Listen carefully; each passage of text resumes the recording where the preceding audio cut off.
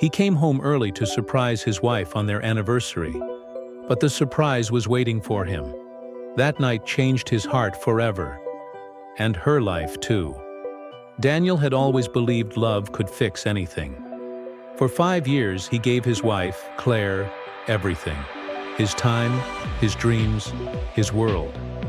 On their anniversary night, he left work early with flowers in hand and a small velvet box carrying the necklace she once adored. When he opened the bedroom door, the flowers slipped from his hand. Claire wasn't alone. The man she held was his best friend, Mark. Their laughter still echoed as Daniel stood frozen, his chest tight, eyes burning but dry. Claire screamed his name, but Daniel didn't say a word. He turned around, walked out of the house, and vanished into the dark without looking back. Months passed. Everyone said he'd broken down, that he'd lost himself.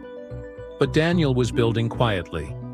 A new life, a new business, and a new strength. The pain had turned him into something unstoppable. A year later, Mark's company faced a mysterious takeover. Their investors withdrew, their funds vanished, and at the press conference, the new owner walked in. Daniel, calm, composed, untouchable. Claire watched from the crowd, tears rolling down as Daniel said, "Betrayal doesn't destroy you. It reveals who you can become." After the event, she tried to speak to him, but he simply smiled. "You taught me what love isn't," he said softly, walking away. That night, Claire finally realized the man she broke never came back. He came home early that evening, holding a small box in his hand. Inside it, a silver ring he had saved for months to buy. His heart raced with excitement. Tonight, he was going to propose.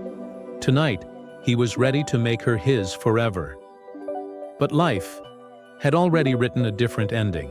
Noah lived in a quiet small town called Maplewood, a place where everyone knew everyone, and dreams were small but pure.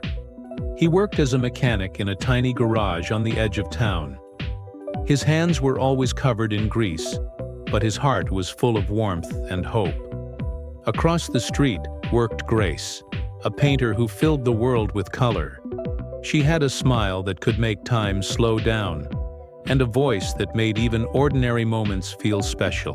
Every morning she would wave at Noah from her art shop window, and he'd raise his hand back, smiling like it was the best part of his day.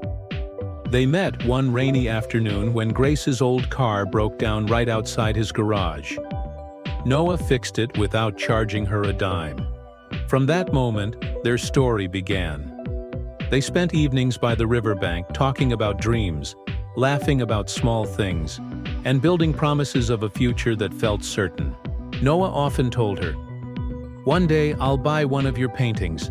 I'll hang it right above my workbench, so I can look at beauty even on my worst days." Grace would laugh and tease him. "Only if you promise not to sell it to fix someone's car." Their love was quiet, real, and simple. The kind that doesn't need grand gestures. And that night, as the sunset painted the sky with orange and gold, Noah looked at her and said, "You ever think about leaving this town?" She smiled softly and whispered, "Only if you come with me." For a moment it felt like forever had arrived. But forever has a cruel way of changing its meaning.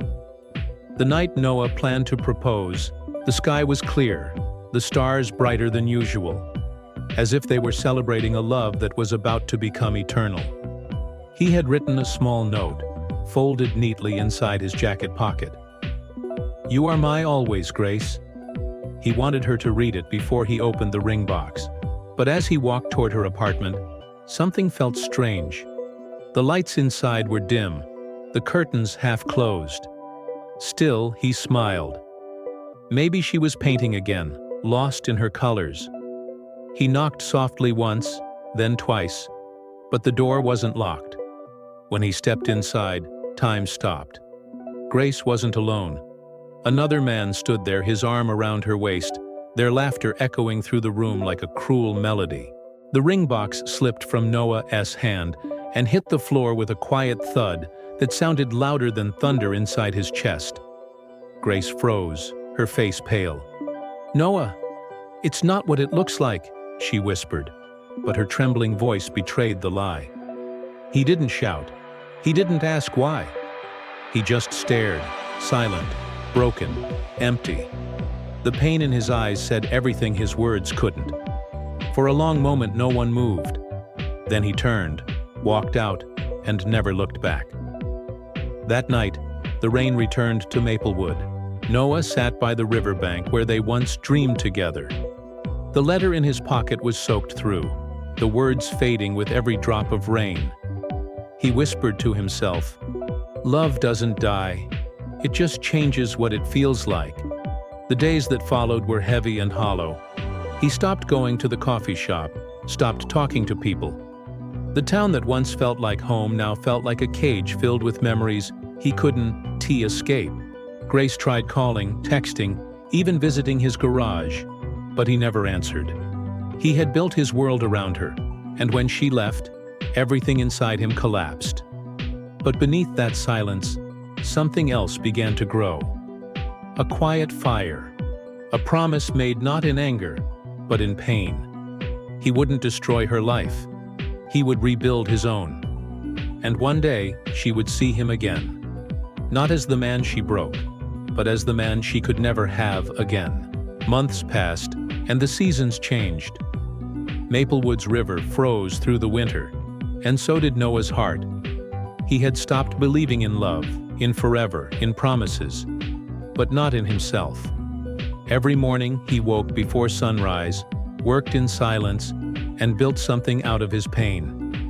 He expanded his small garage, took extra shifts, studied business at night, and turned his grief into fuel. Pain became his discipline. Silence became his teacher. While others slept, Noah built. While Grace painted her new world with someone else, Noah was rebuilding his life. One scar, 1 hour, one dream at a time. By the next summer, his small garage had become one of the biggest auto businesses in the state. People drove from towns away to have their cars repaired by Noah Hayes, the man who never gave up. His story spread quietly, whispered with respect. Success didn't make him arrogant. It made him calm. He smiled again.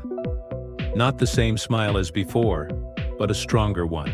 Then one afternoon, fate brought her back. Grace walked into his new showroom, her eyes wide, her voice small.